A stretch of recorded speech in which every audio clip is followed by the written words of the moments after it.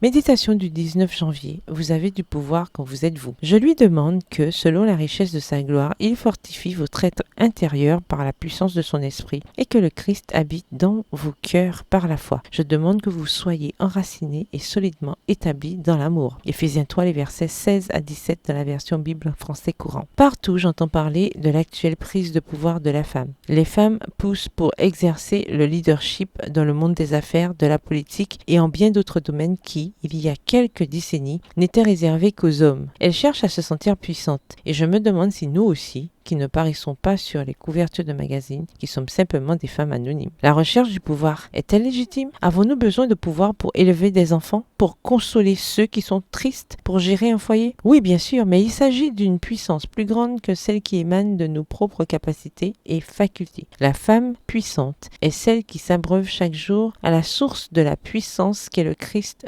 Jésus. C'est alors et seulement alors qu'elle se sentira capable de faire face aux défis de la vie. Dotée par Dieu de capacités spéciales, la femme puissante travaille avec ses ressources, sans essayer de ressembler à quelqu'un d'autre. Cette singularité la conduira à découvrir et à remplir sa mission à sa manière et à son rythme.